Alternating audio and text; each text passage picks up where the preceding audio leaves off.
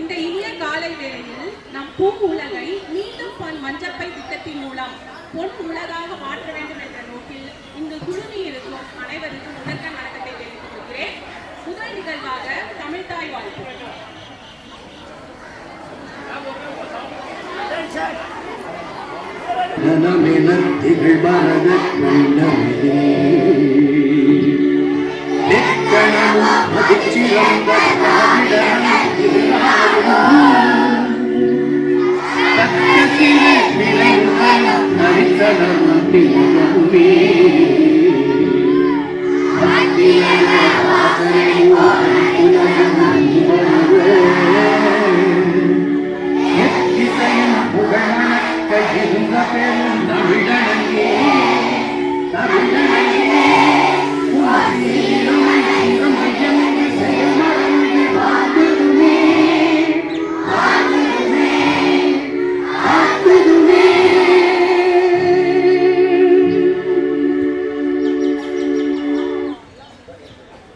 மாணவர்கள் அமைதியாக அமரவும்.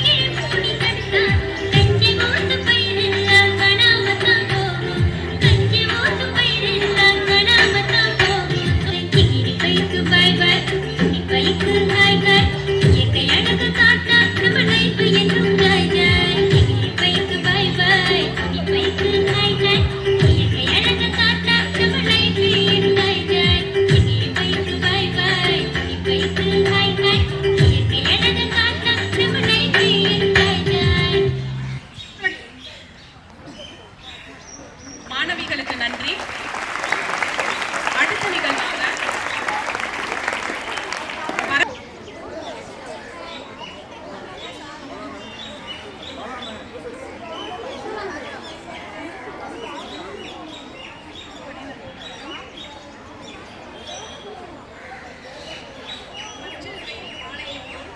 நம்மிடமிருந்து மெல்ல மறைத்துக் கொண்டிருக்கும் மஞ்சள் பை உபயோகத்தை மீட்டெடுக்கும் முயற்சியான தமிழகத்தில் மீண்டும் மஞ்சப்பை என்ற முன்னெடுப்பில் எமது பள்ளி பங்கு பெறுவதில் பெருமகிழ்வு அடைகிறது. இந்நிகழ்ச்சிக்கு அனுமதி வழங்கிய முதன்மை கல்வி அலுவலர்களுக்கும் நிகழ்ச்சியை தலைமை தாங்கி நடத்தி கொண்டிருக்கும் எமது பள்ளி தலைமை ஆசிரியர் அவர்களுக்கும், மேலும் இந்நிகழ்வில் சிறப்பு விருந்தினராக அமர்ந்திருக்கும் ஜெயஸ்ரீ சுரேஷ் மேம் அவர்களையும், நசியா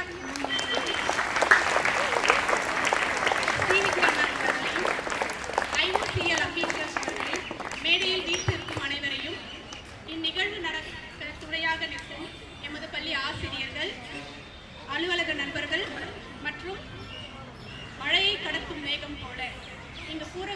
வாழ்த்துக்களை கடத்தி செல்ல தயாராக இருக்கும் மஞ்சள் மேகங்களாகிய எங்கள் மாணவர்களை வரவேற்று அமர்கிறேன். அனைவரையும் வரவேற்று சிறப்புரை வழங்க உள்ளார் நமது பள்ளியின் தலைமை ஆசிரியர் அவர்கள்.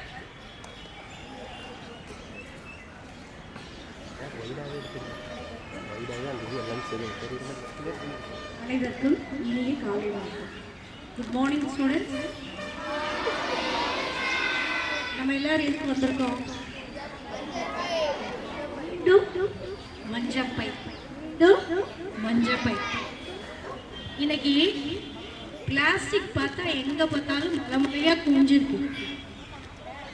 நாளைய சமுதாயத்துக்கு நாம சேர்த்து வைக்கக்கூடிய மிகப்பெரிய சொத்து என்ன அப்படின்னா இயற்கை வளங்கள்.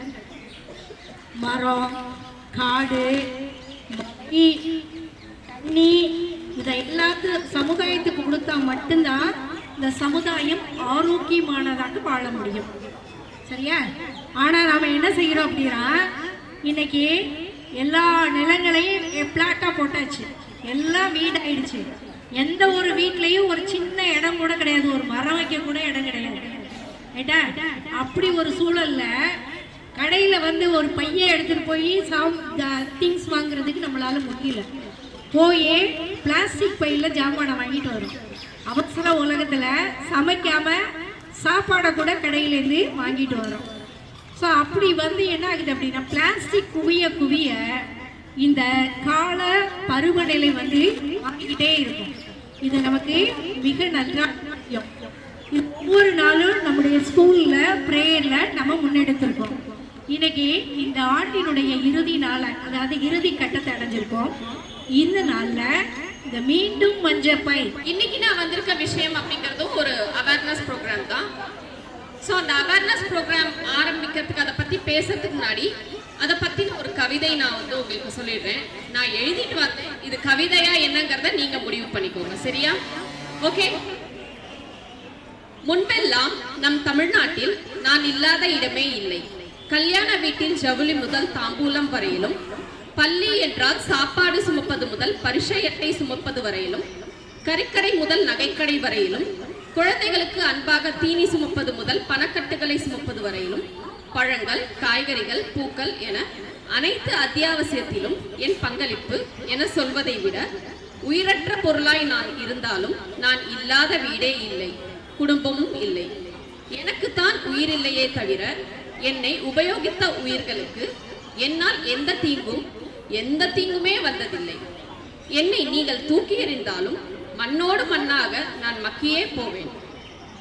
ஆயினும் அயல்நாட்டு மோகத்தாலும் என் அழகிய மங்களகரமான வண்ணம் உங்களுக்கு பிடிக்காமல் போனதாலும் என்னை விட்டு என் அருமை மறந்து என்னை துறந்து நம் சுற்றுச்சூழலுக்கு தீங்கு விளைவிக்கும் நெகிழிப்பை உபயோகப்படுத்த ஆரம்பித்ததன் விளைவு இன்று மனித இனம் மட்டுமின்றி இந்த பூமியில் வாழும் அனைத்து ஜீவராசிகளுக்கும் சுற்றுச்சூழலுக்கும் அது மட்டுமின்றி நம் எதிர்கால தலைமுறையினருக்கும் தீங்கு ஏற்படுத்தும் நெகிழியை பற்றி நான் கூறிதான் நீங்கள் தெரிந்து கொள்ள வேண்டும் என்றில்லை. இன்று ஏற்பட்டிருக்கும் பருவநிலை மாற்றத்திற்கு இந்த நெகிழியும் ஒரு காரணம் என்று நீங்களே உணர்ந்த இந்த தருணம் நான் உங்கள் முன் உங்களுக்காக என்னை நீங்கள் தூக்கி எறிந்தாலும் அதை மறந்து நம் சமூகம் சுற்றுச்சூழல் நலனுக்காக உங்கள் அன்பு கரம் கொண்டு என்னை பற்றவும் உங்களுக்காக இதோ நான் மீண்டு வர தயாராக இருக்கிறேன். நான் மீண்டும் மஞ்சப்பை பேசுகிறேன். இப்படிதான் இது வந்து முடியுது. ஸோ ஒரு மஞ்சப்பை பேசினா எப்படி இருக்கும் அப்படின்னு நான் வந்து உங்க எல்லாருக்கும் ஷேர் பண்ணிக்கிட்டேன். இப்போ நான் பேசின விஷயங்கள்ல வந்து இன்னைக்கு நீங்க இருக்க இந்த ஸ்டூடெண்ட்ஸ் வந்து பாத்தீங்க அப்படின்னா எவ்வளவு விஷயம் வந்து புரிஞ்சிருப்பீங்கன்னு தெரியல. உங்க பாயிண்ட் ஆஃப் வியூலேருந்து சொல்லணும் அப்படின்னா மஞ்சப்பை அப்படிங்கிறது ஒரு பொருள் இல்ல, ஒரு எமோஷன். நாங்கெல்லாம் அந்த அளவுக்கு அது கூட ஒரு எமோஷனலான ஒரு உறவை வைத்திருந்தோம். அந்த அளவுக்கு ஒரு குடும்பத்துல ஒரு அங்கத்தினர் மாதிரி தான் அந்த மஞ்சப்பை வந்து எல்லா இடத்துலயும் இருக்கும். எங்களோட நாங்க உங்களை மாதிரி இருந்த அந்த காலகட்டத்தில் நான் சொல்றேன். ஸோ குழந்தைங்களை விட அந்த 70s 80s ஜென்ரேஷன் மக்கள் இருக்கீங்க, டீச்சர்ஸ் இருக்கீங்க, ஸோ அவங்க எல்லாருக்கும் கண்டிப்பா இந்த மஞ்சப்பை எந்த அளவுக்கு வந்து நம்மளோட வாழ்வுல வந்து ரொம்ப அதோட யூசேஜ் இருந்தது அப்படின்னு சொல்லிட்டு கண்டிப்பா அவசியம் தெரிஞ்சிருக்கும். எதுக்காக வந்து இந்த மஞ்சப்பை அப்படின்னு சொல்லிட்டு திருப்பி சொல்லிட்டே இருக்கோம் அப்படின்னு பாத்தீங்கன்னா, இன்னைக்கு வந்து இந்த பிளாஸ்டிக் பேக் அப்படிங்கிற இடமே இல்லை. எப்படி மஞ்சப்பை அப்படிங்கிறது இருந்ததோ அதே மாதிரி அதை விட அதற்கும் மேல பிளாஸ்டிக் பேக்ஸோட யூசேஜ் வந்து ரொம்பவே இருக்கு அப்படின்னு உங்க எல்லாருக்குமே தெரியும். அப்படிதானே? கரெக்ட் தானே? ஃப்ரெண்ட்ஸ் எல்லாம் அவங்கவுங்க பக்கத்துல பேசிட்டு இருக்காங்க. உங்ககிட்ட பேசுறதுக்கு தான் நாங்க எங்களுக்கு வந்திருக்கோம். ஸோ கொஞ்ச நேரம் நாங்க உங்ககிட்ட பேசும்போது நீங்க எங்களுக்கு பதில் சொல்லுங்க கேள்வி கேட்டா. சரியா? சரியா? இன்னைக்கு வந்து போறீங்க, அம்மா வந்து கடைக்கு ஏதோ மளிகை சாமான் சொல்றாங்க, பாலே வாங்கிட்டு வா இல்ல ஏதாவது ஒரு பொருட்கடலை வாங்கிட்டு வான்னு சொல்றாங்க. நீங்க போறீங்க, அம்மா என்ன சொல்றாங்க, இன்னொரு சேர்த்து 4 சாமான் சொல்றாங்க. நீங்க என்ன பண்ணுவீங்க? ஒன்னும் சொல்ல மாட்டியா, ஒரே லிஸ்டா சொல்ல மாட்டியா, சும்மா மாத்தி மாத்தி சொல்லிட்டே இருப்பியா அப்படின்ட்டு என்ன பண்ணுவீங்க? அம்மா சொல்றது காதுல வாங்கிட்டு அவசர அவசரமா போய் தானே கடைக்காரர் வந்து நீங்க கேட்கிற அந்த 5 சாமான் வந்து கொடுக்குறாரு. கடைக்காரர் வந்து நீங்க கேட்கிற அந்த 5 மளிகை சாமான கொடுக்குறாரு. நீங்க என்ன பண்ணுவீங்க? ஃபர்ஸ்ட் காசு கொடுப்பீங்க. அப்படிதானே? காசு கொடுக்காம வாங்கிட்டு வந்துருவீங்களா? காசு கொடுப்பீங்க. அப்புறம் என்ன பண்ணுவீங்க? எப்படி வாங்கிட்டு வருவீங்க? மஞ்சப்பையில வாங்கிட்டு வருவீங்கன்னு உண்மையை சொல்றீங்களா இல்ல நான் கேட்கறதுக்காக சொல்றீங்களா? பிளாஸ்டிக் பை. உண்மையை சொல்ல போனோம்னா எதுல வாங்கிட்டு வருவீங்க? ஏன்? ஏன்னா அதுலதான் கொடுப்பாங்க. அப்படிதானே? ஏன் நம்ம வீட்ல இருந்து அந்த துணிப்பையை எடுத்துட்டு போனா என்ன தப்பு? எடுத்துட்டு போயிருக்கலாம் தானே? நம்ம என்ன பண்ணுவோம்? இந்த அம்மா 4 சாமான சும்மா சொல்லிக்கிட்டே இருக்கு அப்படின்னு சொல்லிட்டு என்ன பண்ணுவோம்? அவசரத்துல என்ன பண்ணிடுவோம்? அம்மா சொன்னதை மட்டும் காதுல வாங்கிட்டு கையில எதுவுமே கேரி பண்ணிக்கிறதுக்கு எந்த பேக்குமே, அதுதான் பேர் கேரி பேக். நம்ம கேரி பண்ணிக்கிறதுக்கான ஒரு விஷயம் தான். கேரினா என்ன? நம்ம பிடிச்சு எடுத்துட்டு வர்றதுக்கான சாமான்களை போட்டு பிடிச்சு எடுத்துட்டு வர்றதுக்கான விஷயங்கள் தான் கேரி பேக். சரியா? சோ கேரி பேக் அப்படிங்கிறது பிளாஸ்டிக்ல தான் இருக்கணும்னு கிடையாது. நல்லா புரிஞ்சுக்கோங்க. அதுக்கு பேர் கேரி பேக், அவ்வளவுதான். கேரி பண்ணிக்கிறதுக்கு பேர் தான் கேரி பேக். ஆனா நம்ம என்ன சொல்றோம்? கேரி பேக்னாலே பிளாஸ்டிக் பேக் தான் கேரி பேக்னு புரிஞ்சுக்கிட்டு இருக்கோம். கரெக்ட் தானே? வீட்ல இருந்து நம்ம ஒரு துணிப்பை எடுத்துட்டு போயிருந்தா அந்த துணிப்பையில எடுத்துட்டு வந்துட்டு திருப்பி அந்த பையை நம்ம ரீயூஸ் பண்ணிக்கலாம். சரியா? ஆனா பிளாஸ்டிக் பை அப்படிங்கிறது ரீயூஸ் கிடையாது. இது எத்தனை பேருக்கு தெரியும்?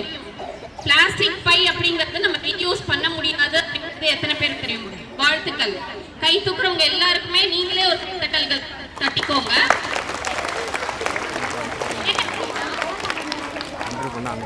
ஹலோ. ஏன் அப்படின்னா நிறைய பேருக்கு பிளாஸ்டிக் பை அப்படிங்கிறது ரீயூஸ் பண்ண முடியாது அப்படிங்கிறது வந்து தெரியறதே இல்லை. துணிப்பை அப்படின்னா நம்ம என்ன பண்ணிக்கலாம்னா 100% அதை நம்ம துவைச்சு காய போட்டு அழகா திருப்பி பயன்படுத்திக்கலாம். ஆனா அந்த கேரி பேக்கை நம்ம என்ன பண்ணுவோம்? அந்த மாதிரி துவைச்சு காய போட்டு பயன்படுத்த முடியுமா? ஐ மீன் பிளாஸ்டிக் பேக்கை வந்து நம்ம திருப்பி அந்த மாதிரி துவைச்சு காய போட்டு பயன்படுத்த முடியுமா? என்ன பண்ணுவோம்? பிளாஸ்டிக் பேக்கை தூக்கி போட்டுருவோம். நம்ம தூக்கி போடுற பை வந்து அப்படியே இருக்கும்னு நினைக்கிறீங்களா? இல்ல. அது அழகா என்ன பண்ணும்? பிளாஸ்டிக் பேக் வந்து எங்கெங்கெல்லாம் பயணிக்குதுன்னு தெரியுமா? குப்பை தொட்டியில போட்டா குப்பை தொட்டியில இருக்கும் அப்படின்னு தான் நம்ம நினைச்சிட்டு இருப்போம். அப்படிதானே? ஆனா அது என்ன பண்ணுது? ரொம்ப வெயிட்லெஸ்.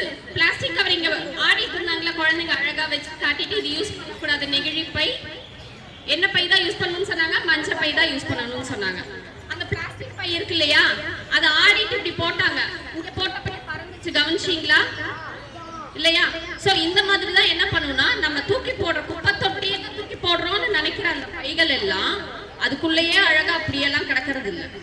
அது என்ன பண்ணுது? அது இஷ்டப்பட்ட இடத்துக்கு பறந்து டிராவல் பண்ணி மரங்கள்ல போய் மாட்டிக்குது, மண்ணுக்கு அடியில போய் மாட்டிக்குது. இது மாதிரி கடல் இருக்கு இல்லையா, கடல்ல போயிட்டு தண்ணியோட தண்ணியா கலந்து கடல் வாழ் உயிரினங்கள் வந்து அதை சாப்பிட்டு அது வயிற்றுல என்ன ஆயிடுதுன்னா அது செரிக்க முடியாம ஆயிடுது. ஸோ கடல்வாழ் உயிரினங்கள் வந்து இது எல்லாத்தையும் அதிகமாக சாப்பிட்டு அது வந்து உயிர் வாழவே முடியாம அது செழிக்கவும் செழிக்காம அது இறந்து போயிடுது. இது வந்து ஒரு எக்ஸாம்பிளுக்கு மட்டும்தான் நான் சொல்றேன். இது மாதிரி நிறைய விஷயங்கள் இருக்கு. ஆனா இந்த துணிப்பை அப்படிங்கறத நீங்க தூக்கி போட்டீங்க அப்படின்னா இந்த நெகிழி பை மாதிரி கிடையாது. நெகிழினா தெரியுது இல்லையா? பிளாஸ்டிக் பை தான் நெகிழி பை. ஓகே, ஸோ நெகிழி பை மாதிரி கிடையாது இந்த துணிப்பை. இந்த துணிப்பை என்ன அப்படின்னா நம்ம உடுத்தி இருக்க துணி மாதிரி. இந்த துணியை தூக்கி போட்டோம் அப்படின்னா இது மாசு விளைவிக்காது, பொல்யூஷன் ஆகாது. சரியா? ஸோ என்ன ஆயிடும்னா மண்ணோட மண்ணா மக்கி போயிடும். மண்ணோட மண்ணா மக்கி போறதுனால என்ன பிரச்சனை இல்லை அப்படின்னா சுற்றுச்சூழலுக்கு எந்த தீங்கும் விளைவிக்காம பாதிப்பு ஏற்படுத்தாம இருக்கும் அப்படிங்கறதுனால தான். உறுதிமொழி சொல்லிடலாமா? எல்லாம் ரெடியா இருக்கீங்களா?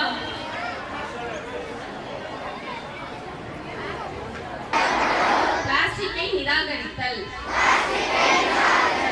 முடிந்தவரை பொருட்களை மீண்டும் பயன்படுத்துதல்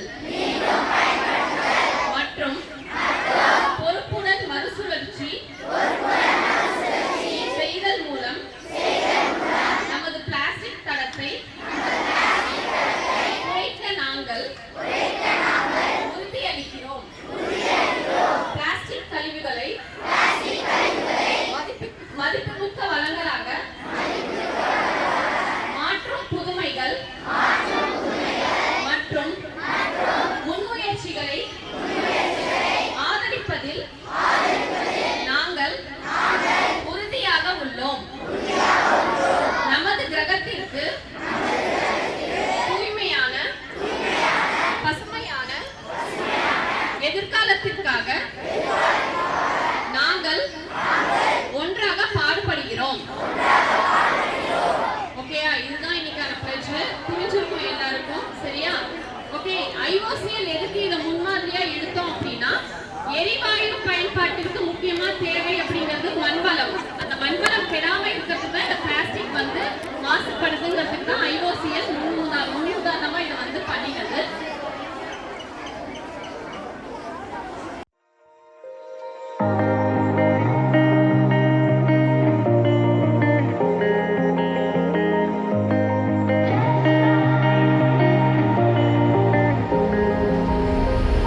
When I'm blue, I think of you in your eyes, how they look at mine, so kind of like that.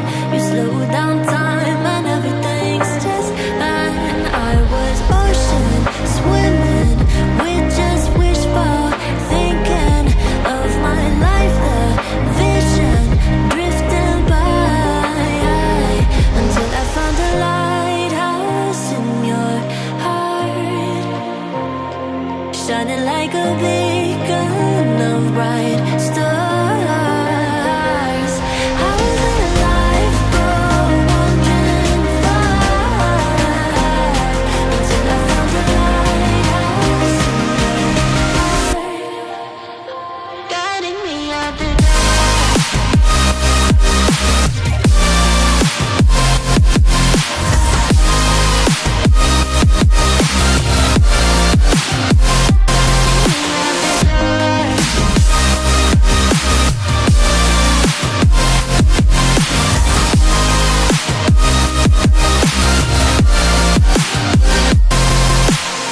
When I'm scared, I send a flare and you're here.